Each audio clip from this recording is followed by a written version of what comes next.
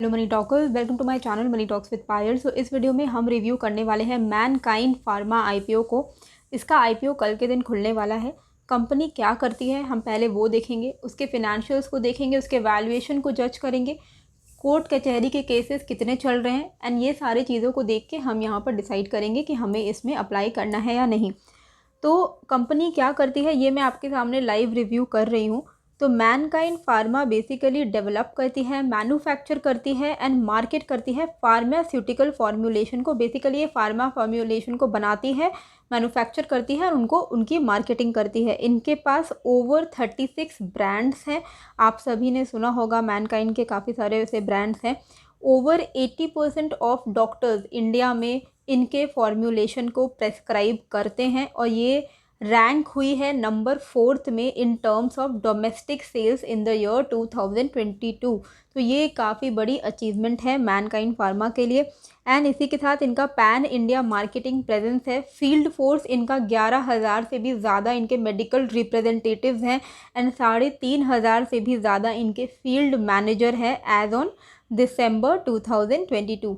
25 manufacturing facilities हैं इनके पूरे इंडिया में एंड 600 साइंटिस्ट से भी ज़्यादा इनका टोटल ग्रुप ऑफ R&D में इनके साइंटिस्ट है। तो ओवरऑल अगर हम देखें तो इनका R&D यूनिट्स इन हाउस ही है, विच इज़ अ गुड थिंग। इनको R&D बाहर से नहीं कराना पड़ता, इनका खुद का R&D फैसिलिटी है जो कि मनेसर, गुरुग्राम, हरियाणा, थाने, महाराष्ट्र में है। और अब हम देखते हैं कि इनके फिनेंशियल्स कैसे हैं, क्योंकि कभी भी आप किसी आईपीओ में अप्लाई करिए तो देखिए कंपनी थोड़ी बहुत अगर आपको लॉस भी दे दे, लेकिन अगर कंपनी तगड़ी होगी, प्रॉफिटेबल होगी तो इन द लॉन्गर टर्म आपको वहाँ से प्रॉफिट मिल जाएगा। ठीक है, तो कंपनी प्रॉफिटेबल होनी बहुत ही ज़्यादा इंपॉर्टेंट होती है। तो मैनकाइंड का अगर आप यहाँ पर देखोगे तो 2020 में इनका एसेट था 5,000 करोड़ के आसपास, जो कि इंक्रीज़ होके 2021 में 6,300 करोड़ के आसपास हो गया। फिर 2021 में 8,000 करोड़ के आसपास हुआ, फिर वो इंक्रीज़ होके 9,100 करोड़ के आसपास हो गया। एंड एज ऑन 31 दिसंबर 2022 इनका 9,200 करोड़ के आसपास का एसेट है, जिसको अगर हम कैलकुलेट करें, अगर मार्च तक कैलकुलेट करें तो ऑब्वियसली इसमें एक अच्छा जंप हमें देखने को मिलेगा। ठीक है, रेवेन्यू की भी अगर हम बात करें तो वो भी ईयर ऑन ईयर इंक्रीज़ ही हुआ है। 2020 में इनका 5,975 करोड़ का रेवेन्यू था। 2022 31 दिसंबर में वो चीज़ इंक्रीज़ होके इनकी 6,777 करोड़ की हो गई है। तो जंप हमें देखने को मिला है। और अब हम इनके प्रॉफिटेबिलिटी की बात करते हैं कि प्रॉफिटेबल है या नहीं कंपनी। तो हाँ, डेफिनेटली इनका प्रॉफिट आफ्टर टैक्स अच्छा है। 1056 करोड़ का इनका 2020 में प्रॉफिट था, जो कि इंक्रीज़ होके 1,300 करोड़ के आसपास हुआ। वो थोड़ा सा रिड्यूस हुआ 2021 में, 1,260 करोड़ हुआ। फिर वापस से एक अच्छा जंप हमें देखने को मिला 1,452 करोड़ का। एंड 31 दिसंबर तक इनका ऑलरेडी 1,015 करोड़ के आसपास में हो चुका है।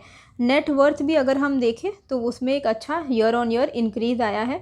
तो overall it is a good company. Total borrowings है कंपनी में एज ऑन 2022 दिसंबर, इनका जो टोटल बोरोविंग है वो है 167 करोड़, जो कि बहुत ही ज़्यादा कंसिडरेबल इनके जो फिनेंशियल बैलेंस शीट को जो हम देख रहे हैं उसके हिसाब से बहुत ज़्यादा नहीं है। तो फिनेंशियली ये एक तगड़ी कंपनी है। ठीक है, रिटर्न ऑन कैपिटल एम्प्लॉयड इनका 16.58 का है, तो ये भी एक बहुत अच्छा पॉइंट है। तो फिनेंशियल्स अगर हम देखें तो मैनकाइंड के फिनेंशियल्स अच्छे हैं। अब हम बात करते हैं कि ये किस रेट पे लेके आ रही है अपने आईपीओ को। तो इनका जो प्राइस बैंड इन्होंने रखा है वो है 1026 से 1080। तो अगर आप इस आईपीओ में अप्लाई करोगे आपको यहाँ पर 1080 के कट ऑफ प्राइस पे ही अप्लाई करना है, अदरवाइज़ बहुत हाई चांसेस है कि आपको आईपीओ नहीं मिलेगा। क्यों?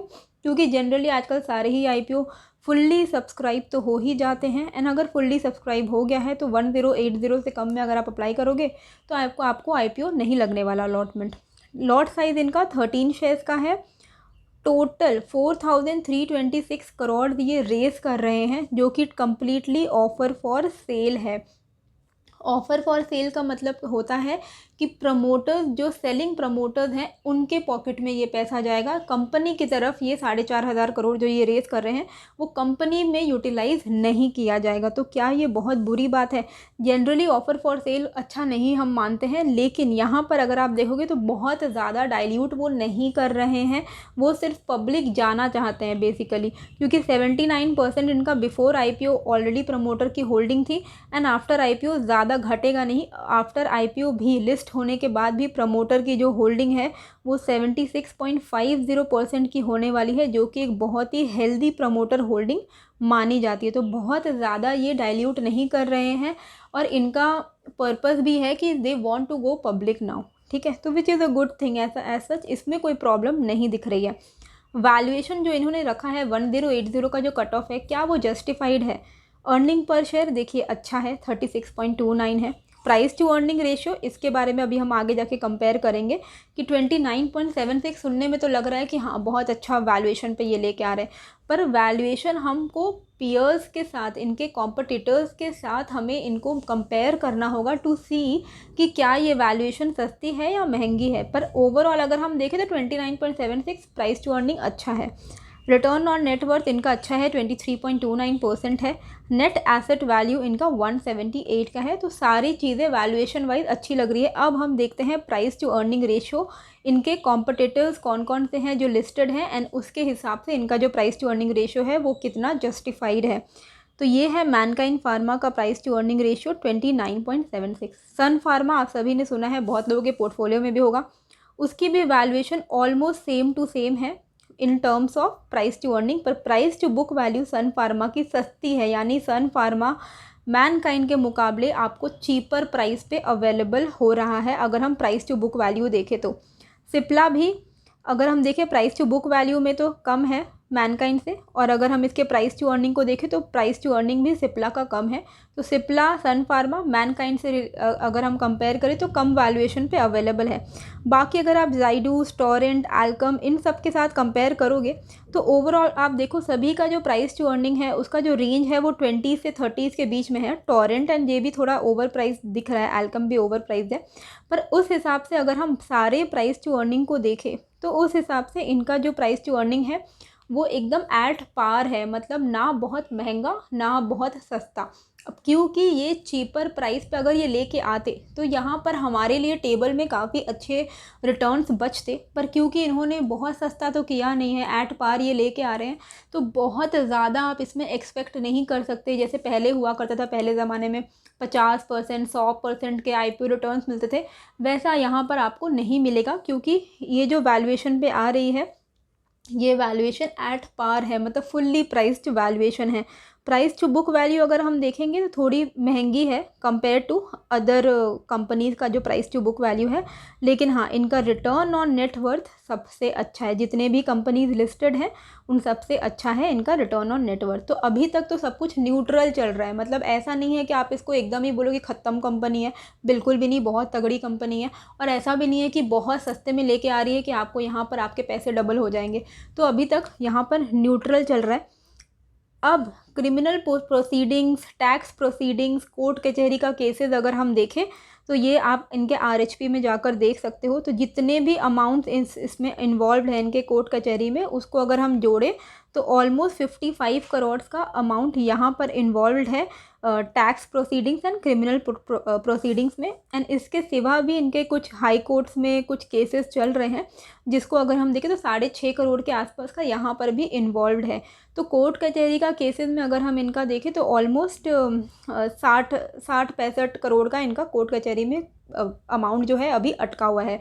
तो ये अमाउंट जो है, अगर इनका कोई भी समझ लो कोई भी लीगल केस चल रहा है और ये लीगल केस वो हार जाते हैं, तो ये जो मैंने आपको अमाउंट बताया है ये इनके पॉकेट से जाएगा, तो ये इनके लिए एक लॉस है, समझ रहे हो।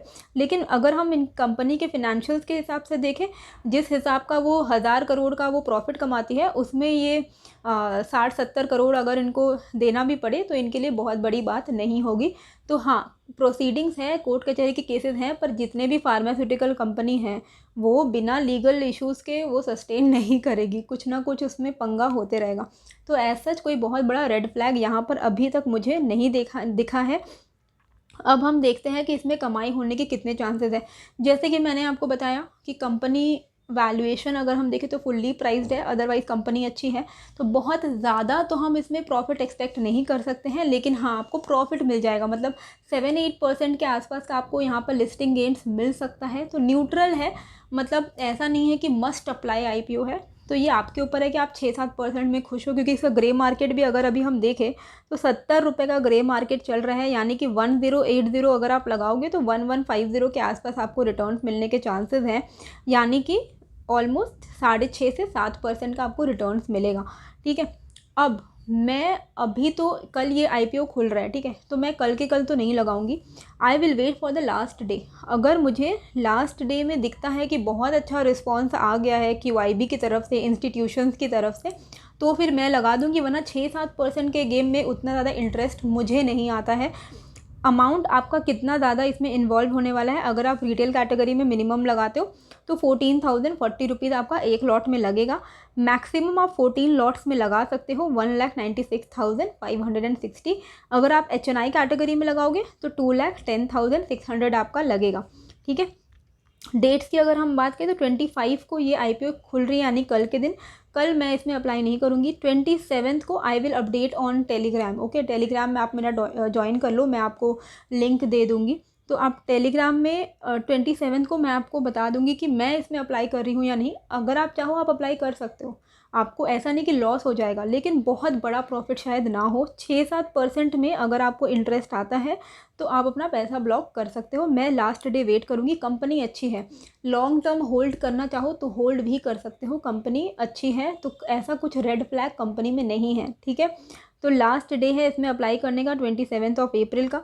अलॉटमेंट का रिजल्ट आएगा 3 मई को, रिफ़ंड हो जाएगा 4 मई को, शेयर्स क्रेडिट हो जाएंगे डीमैट में 5 मई को, एंड लिस्टिंग डेट इसकी 8 मई को है। सो आई होप आपको ये जो वीडियो है अच्छी लगी होगी, एंड टेलीग्राम का जो लिंक है वो मैं आपको डिस्क्रिप्शन में दे दूँगी। इसी के साथ अगर आप कोई फ्री स्टॉक मार्केट कोर्स करना चाहते हो तो वो कोर्स का लिंक भी मैं आपको दे दूँगी डिस्क्रिप्शन एंड कॉमेंट में। आप क्लिक करके रजिस्टर कर लीजिए, and free stock market courses आप कर सकते हो। मिलते हैं फिर एक नए वीडियो के साथ। Thank you.